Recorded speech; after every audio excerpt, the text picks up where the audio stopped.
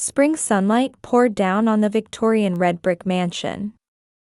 April Watson stood by the study window, gazing at the magnolias blooming in the garden. For 32 years, memories in this house had drifted through her mind like scenes from a movie. Located in Brookline's upscale residential district, this house had been the Watson family's pride for generations and a symbol of their social standing.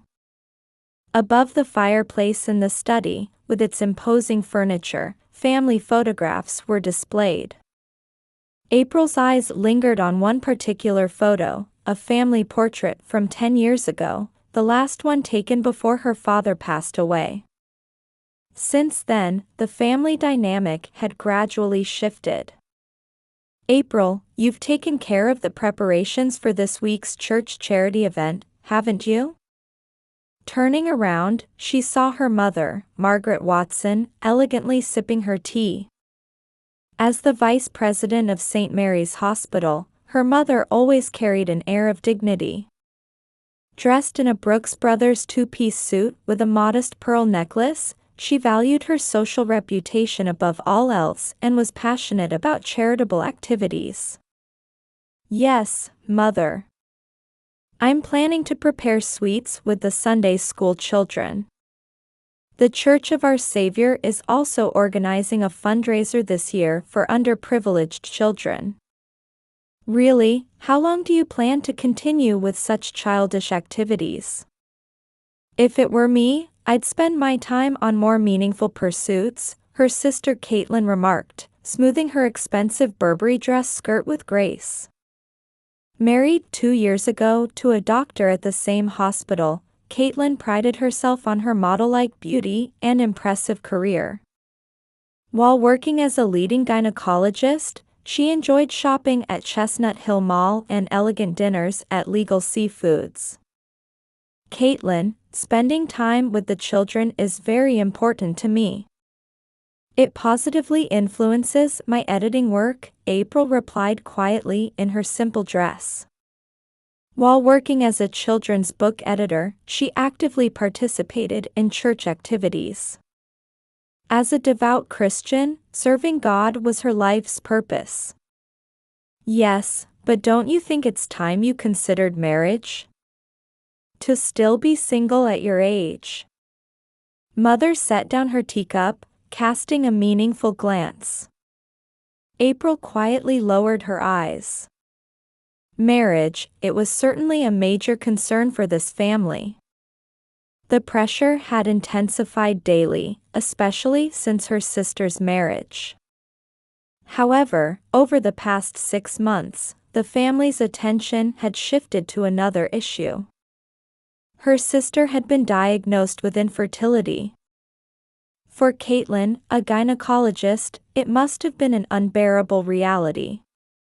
During their weekly Sunday family dinners, everyone carefully avoided the topic. All April could do was silently empathize with her sister's pain. In their spacious mansion facing Beacon Street, the 3 women each harbored their own thoughts. Mother prioritized social status and appearances, her sister focused on her career and happiness, and April cherished her love for family and faith. Though their different values occasionally caused minor friction, they had managed to maintain a balance until now. No one could have imagined that upcoming events would completely overturn this seemingly perfect family's way of life. One Sunday evening, April was summoned to her mother's study. Opening the heavy oak door, she found her mother and sister in the room where the fireplace burned quietly. "April, sit down," Mother's voice carried its usual authority, plus an unusual tension. Mother sat in the special chair by the fireplace, Father's beloved leather armchair, while her sister perched on the window sofa.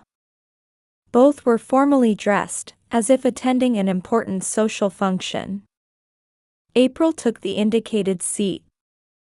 The evening spring light filtered through the stained glass windows, creating mottled shadows. Family photographs on the walls watched silently like witnesses to history. about this matter. As April tried to continue, Mother quietly raised her hand to stop her. Since your sister can't have children, you will be the surrogate mother. Those words froze the room like a winter wind.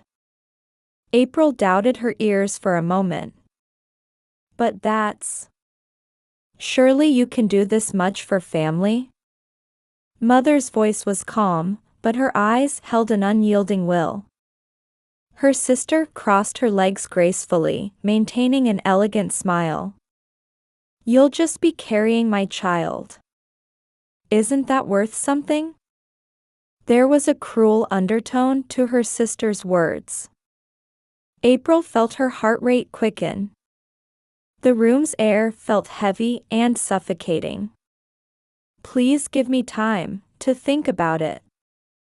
Until tomorrow. We don't have time to drag this out any longer. Mother's voice was stern and final. April quietly stood and stumbled out of the room. That night, April went to church. The Church of Our Savior's evening chapel was wrapped in silence, moonlight streaming through the stained glass.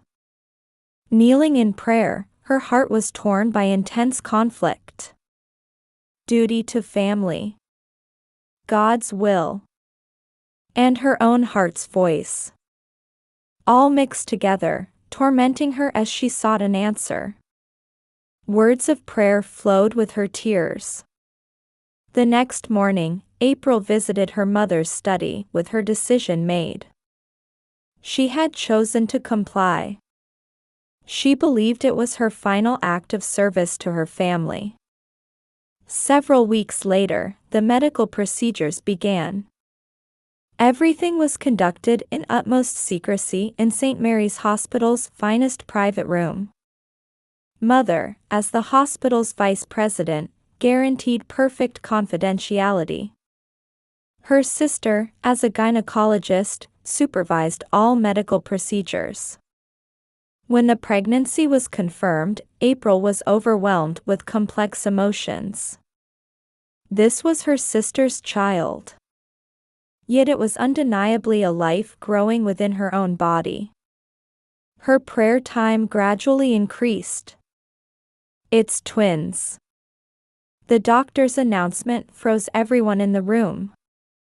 Mother and sister's expressions twisted for a moment. This was an unexpected development. During the pregnancy, April maintained a perfect lifestyle. Proper nutrition, moderate exercise, sufficient sleep. All for the twins.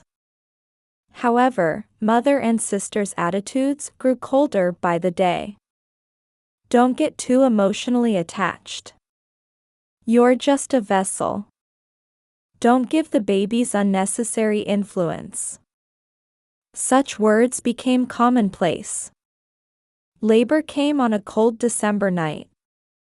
After 16 hours of contractions, April brought two precious lives into the world. A boy and a girl. When she heard their first cries, her heart felt ready to burst with joy and sorrow. Don't hold them. Straight to the nursery. Her sister's cold instruction shattered the post-delivery happiness. For 6 months after, April was forced to watch the twins' growth from a distance. Occasionally, with her sister's permission, she could observe the babies through the nursery window. But she was never allowed to hold them. Then, one rainy morning. Now that you've given birth, we're done with you.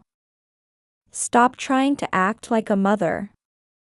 Mother's voice was ice cold. We don't need someone like you around, it would be bad for the children's upbringing, her sister said with a sneer. Pack your things and leave today. April returned to her room and packed her bags, holding back tears. The reality of being banished from the family home she'd lived in for 32 years hadn't quite sunk in yet. Not even allowed a final glimpse of the twins, April dragged her heavy suitcase out into the rain. Looking back, The red brick mansion, wet with rain, seemed colder than ever. April began a new life in a small apartment in the Boston suburbs. She no longer chatted casually with store clerks while shopping at Whole Foods Market. It was a quiet, modest existence, opposite to her former life in high society. Yet her heart felt more at peace. "Ms. Watson, could you tell us more about the new children's book project?" In the publishing house's conference room, April immersed herself in work.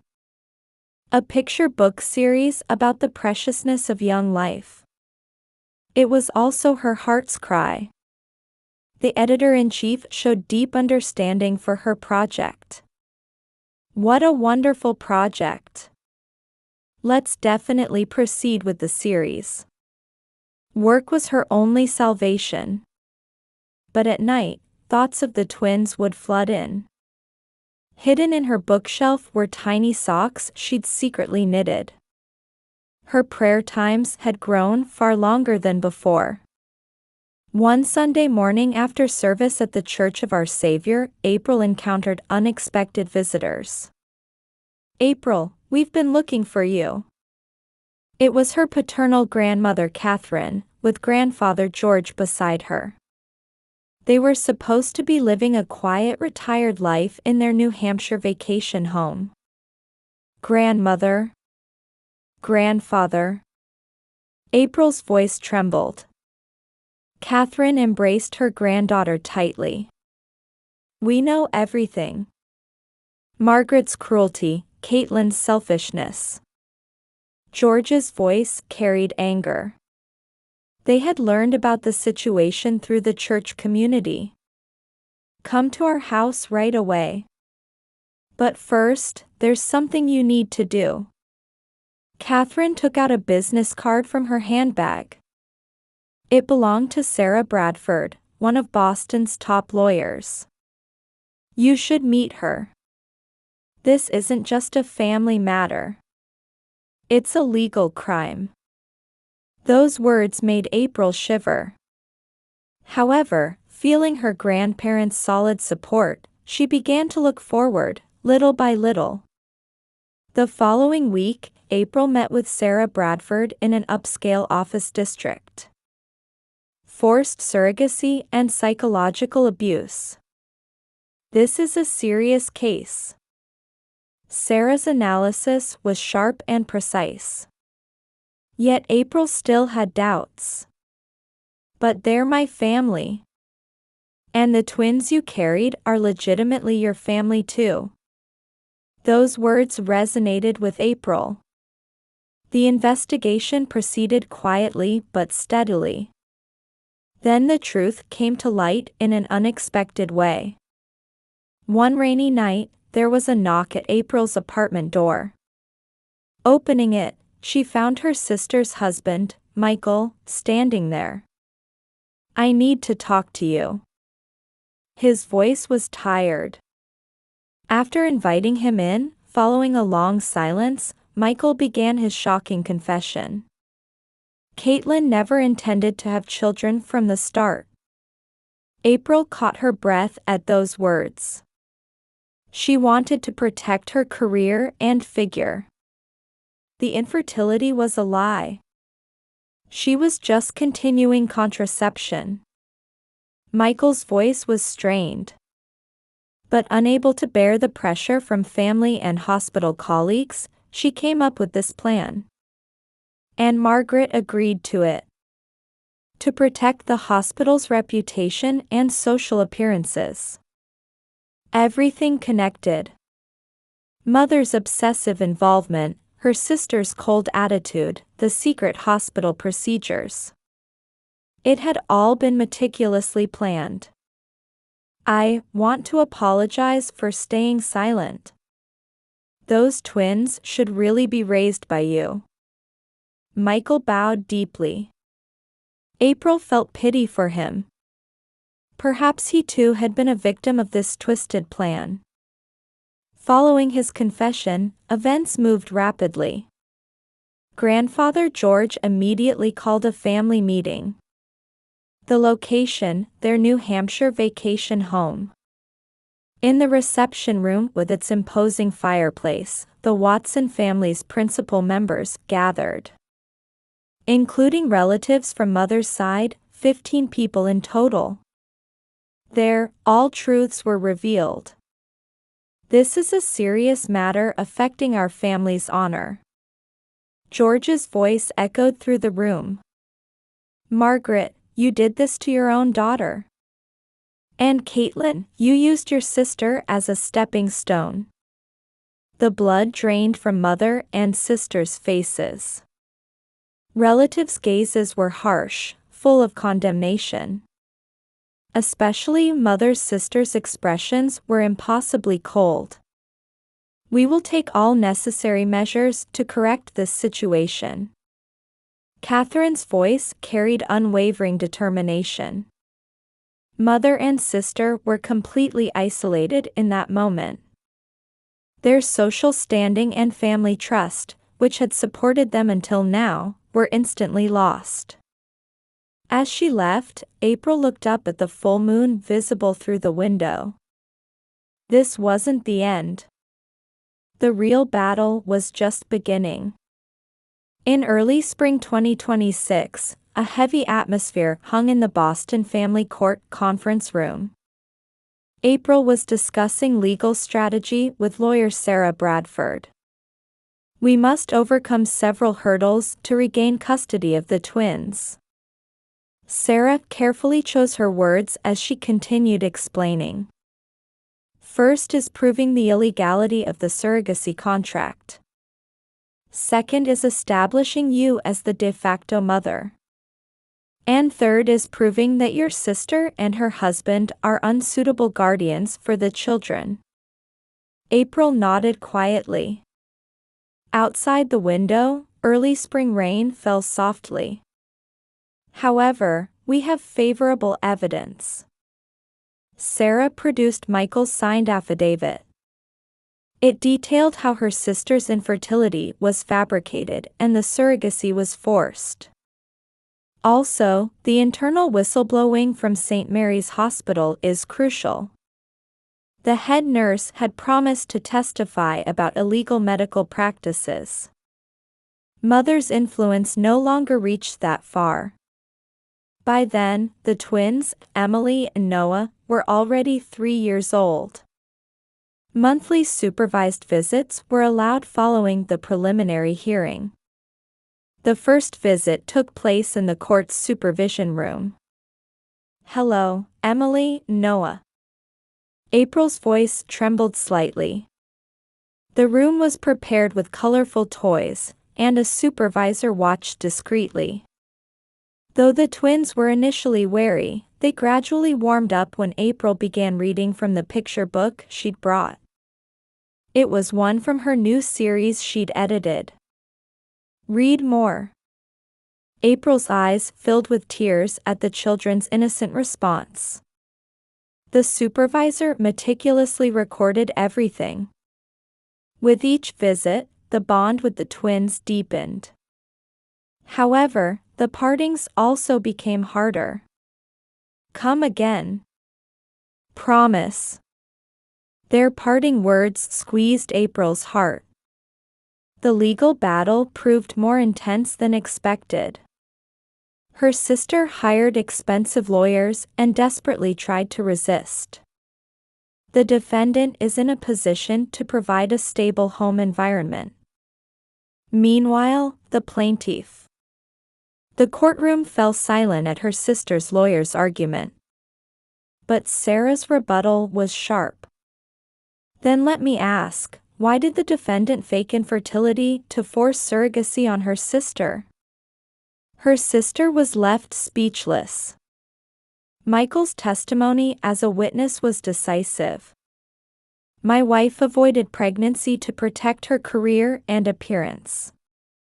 She conspired with her mother to execute this plan. Shock ran through the courtroom. Whispers emerged from the gallery. The head nurse's testimony also proved crucial. The illegal medical practices were clear. Records were falsified under the vice president's pressure. Mother finally broke her silence on the witness stand. Everything was to protect the family's reputation. The judge cast a stern look at those words. The decisive moment came unexpectedly. One day in court, the twins suddenly requested to testify. "We should hear the children's opinions." The judge carefully considered and decided to hear them in private. In the special courtroom, the twins began speaking in pure children's words. "We love when she reads picture books. It's fun playing with her. Mommy is scary sometimes. Daddy looks sad." Their testimony touched all the adults' hearts. On the final day in court, the judge solemnly began the ruling. "This case goes beyond a simple custody dispute, it concerns human ethics." The courtroom fell completely silent. "I grant full custody to the plaintiff, April Watson.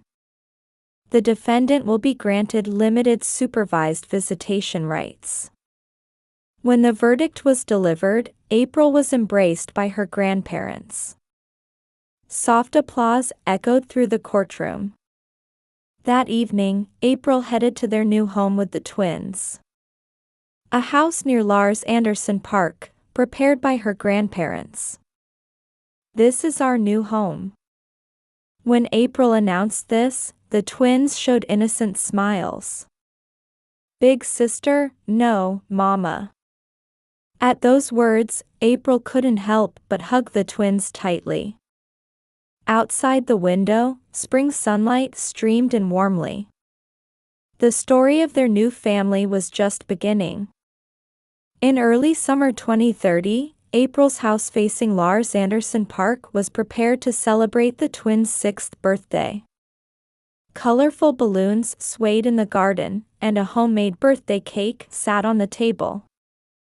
"Mama, this is beautiful." Emily happily held up a white lace dress. Noah carefully clutched his new baseball glove. Both children were growing up healthy and strong. "Happy birthday, Emily, Noah." Catherine and George gently embraced their grandchildren. The grandparents had warmly watched over their new family throughout these 4 years. "April, how's the new picture book series selling?" George asked proudly. April nodded with genuine confidence. Her career as a children's book editor had grown even more brilliant than before. The You Are Loved series had become a national bestseller, winning numerous children's literature awards. Particularly, Mama's Love is Like the Stars, which addressed the feelings of children born through surrogacy, had healed many families' hearts. Everyone at the Church of Our Savior's Sunday School is reading them too. Catherine added. April and the twins continued attending the same church, though now from a new location. The church community had warmly accepted and supported their new life. "Teacher, I love Emily and Noah's mom's books too." The twins' classmates invited to the party approached with innocent smiles. Both children were enjoying fulfilling school lives at a private elementary school in Brookline. "Oh, and there's a letter from Sarah too." Sarah Bradford, the former lawyer, had become a close family friend. Without her support, today's happiness might not have been possible. Meanwhile, mother and sister's lives had changed dramatically. Margaret lost her position as vice president of the hospital. The discovery of illegal medical practices completely destroyed her credibility in the medical community. Furthermore, she was ostracized from Boston's social circles. Her former friends turned their backs on her. "I heard Margaret moved to Florida."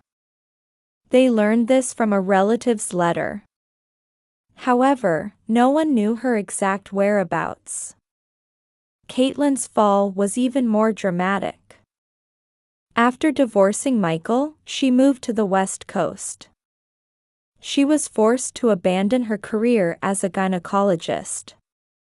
Her medical license was temporarily suspended due to malpractice charges. I received a letter from Caitlin. April quietly announced one day. It was a letter of apology. However, April didn't reply. While she could forgive, rebuilding their relationship was still too difficult. Mama, we finished the album. Emily and Noah showed her their handmade album. It was filled with memories from the past 4 years. Their first family vacation. Photos of playing on the beach at Cape Cod. Their first sports day. The two running in perfect sync. Angels' costumes for the Christmas pageant. A huge snowman built on a snowy day. This is our treasure. April embraced her children. The photos always showed 3 happy smiling faces. They depicted a family bound by true love, transcending blood relations. Near the end of the party, unexpected guests arrived, the church pastor and his wife. April, we'd like to publish your story in the church newsletter. The pastor began. He believed it would support many people as a testimony of finding true family love through adversity. Thank you. But could I have some time to think about it? April answered quietly.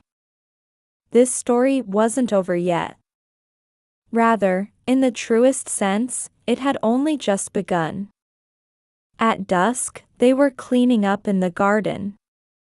The twins were carefully organizing the presents they'd received from friends. Mama, do you think it'll be sunny tomorrow? I hope we can go to the park.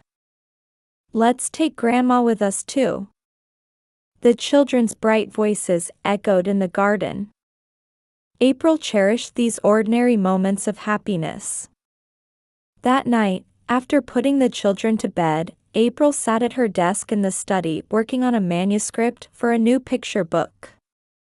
The theme was forgiveness, a challenge she herself was still exploring. Outside the window, stars filled the sky. The same stars she had looked up at in her moments of despair. But now, they seemed to watch over her new life like hopeful lights. True happiness doesn't always come in perfect form. Sometimes, it's found in unexpected places after deep suffering. April smiled softly as she turned to her manuscript.